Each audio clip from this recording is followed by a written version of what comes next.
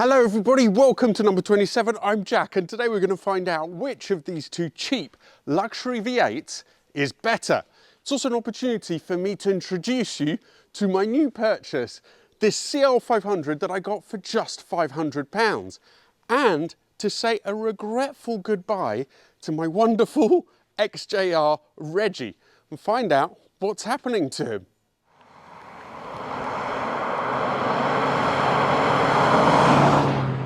First of all, let's quickly talk about prices. I did only pay £500 for this car, but because it had an ABC suspension fault, I had to pay another £940 to get it to the stage as we have now, where I can actually drive it. But Reggie cost me £4,200, and I probably spent close to another £5,000 fixing him up.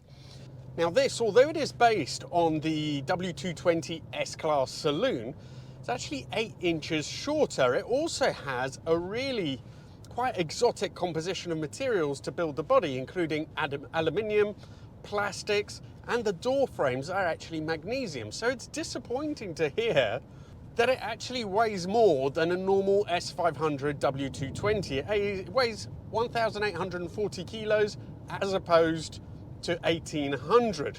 They also had great aerodynamics, these cars, so 0.28, which is fantastic, but again, disappointingly, the saloon was slightly better with 0.27.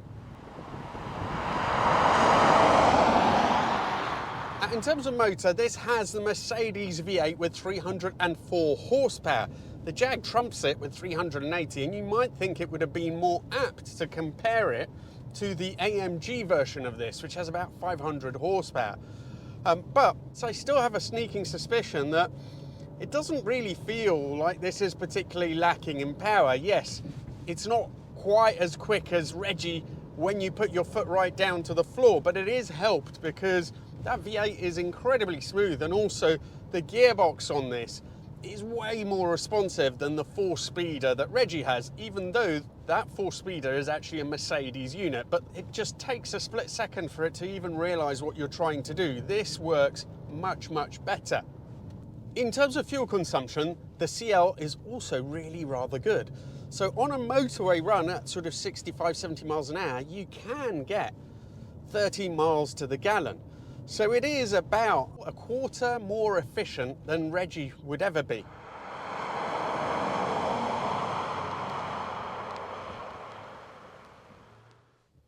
Let's put it in sport and let's see how it feels going down the road. Foot to the floor.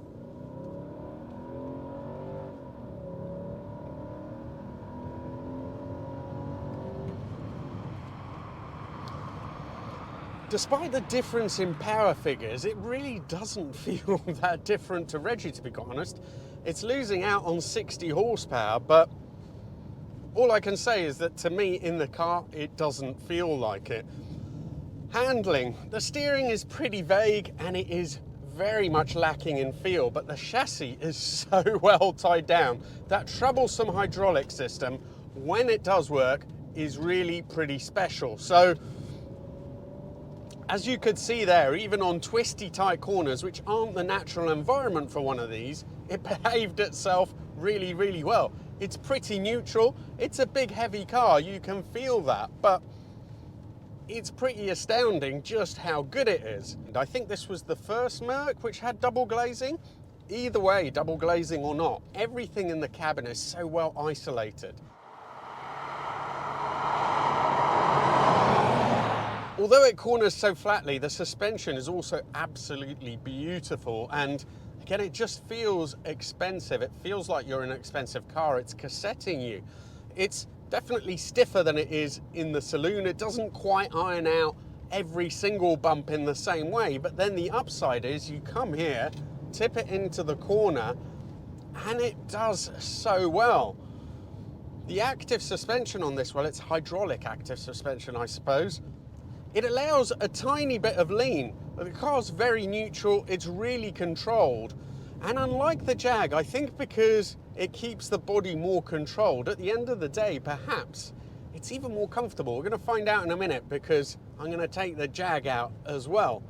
In terms of looks, I quite like these from the back, from the rear 3/4, but I think at the time, people weren't too happy with the fact that the front end looked pretty much identical to the much cheaper CLK.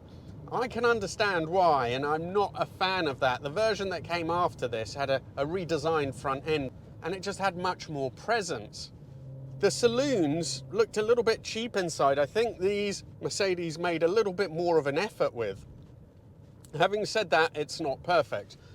I believe now, I haven't studied it in depth, but at first glance, I wasn't even sure if this dash was really leather or if it was a plastic imitation. I think, having looked now, I do think it's leather, but the fact that I'm not even 100% sure doesn't bode that well.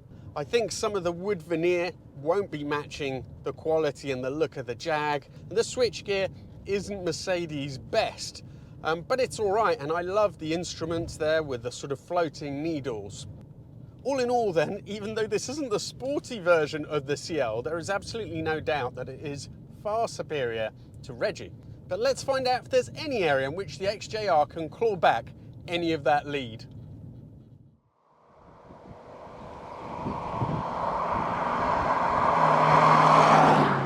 Unfortunately for Reggie, there are few areas where this car is objectively better than that CL. But it does have a couple of aces up its sleeve. One of them at least will probably surprise you. Let's start off with the looks, and the drag coefficient predictably is better in the Mercs, quite a bit better. This is an old design that goes back to the XJ40, and although they've smoothed it off and done some other stuff, 0.35 isn't great, so a sound thrashing there. But oh my God, how absolutely stunning do these cars look. I've seen it in my rear view mirror when someone's been following me, and it just looks absolutely astounding. It's got so much presence, so much class, and the CL just can't hope to match that. When it comes to the interior, it is also very high in charm. Unfortunately, it is a little bit low in quality. Now that Merc interior may not be amazing, but it feels so much more complete and grown up than this. This looks more interesting, yes, but it is particularly let down by the clumps of Ford switchgear everywhere, which really don't do it any favours. And I was complaining that the dash in the Merc, I wasn't sure if it was an imitation leather or real leather, but there's no qualms about it. This is just plastic and not particularly nice to the touch either. So on the inside, it feels very old, the whole layout, everything. You know, you're feeling the age of the car, which in one way is a good thing, because you know, you might be buying this because you want to be taken back in time, in which case, perfect. But just the overall quality of everything is really pretty low.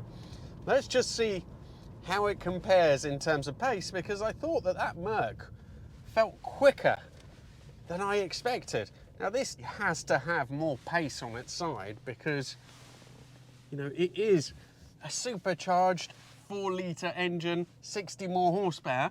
Just going to wait for a gap to clear in the road, because then we'll also talk about the handling, which is probably where you're going to be surprised.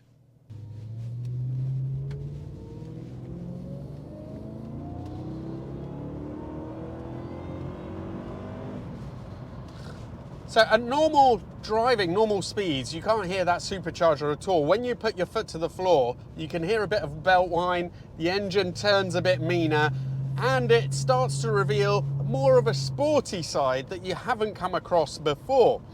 Interestingly as well, the steering on this, never thought I'd say that about this car, the steering on this is really quite a lot better than on the Merc. It's very, very light, lighter than on the CL, but it's got much more precision to it. I think that's down to a number of things. Surprisingly, first of all, this is lighter than the CL, which I don't know why that car is so heavy in comparison. It just doesn't make sense.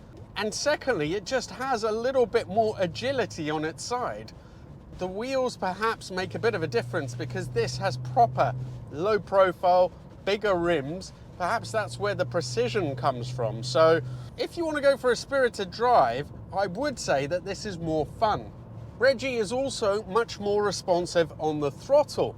Now, part of that might be because it has a bit of extra power, but the biggest difference to me seems down to the amount of throttle travel that Merc pedal has. It is absolutely massive, and the first couple of inches seem to do almost nothing. Whereas this, And it is a feature of some Jags. My XK was the same. The first inch of travel already gives a good input to the engine, so it just feels a little bit sprightlier. Now chuck it in the corners, and the other surprising thing is, because there's so much body movement on the straight ahead, but when you're cornering, when you turn around, it doesn't really lean. This also has active suspension, but I would say that overall, the CL package works better. Yes, cornering harder, this is a little bit more precise, but in terms of overall body control, when you're going straight, you have this floatiness, which is a little bit disconcerting in the Jag and doesn't help overall comfort. So overall, I think better body control for the Merc as well. The CL then is a superior car. It's got better fuel economy, it handles better, it drives better. It's also much more refined. It's better insulated against wind noise and crucially tyre noise. This isn't that great. It does transmit quite a bit of that noise through to the cabin. I think it's partly because it's wearing those wide, low-profile tyres. That won't be helping its case. Perhaps a CL, the AMG version, is a little bit more road noise to it, but I'm pretty sure that it's better isolated than these. Despite it being immensely flawed, this really is quite a lovable thing. From the looks, to the way it makes you feel, to the way it drives, you know that you're in a special car from a certain point in history. The Merc is much more anonymous. Now, just so you know, Reggie was bought by a viewer who is Welsh but currently lives in America. He is, however, coming back to the UK in early October, and rather than have a rental car for months on end, he's always wanted one of these, and he's got hold of Reggie, so that's fantastic. So I think Pistachio is really going to miss Reggie as well. I have to say, if you haven't had one of this era of Jags, you really should.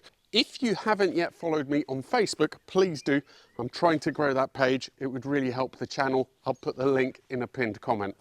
Thank you so much, and see you for the next video.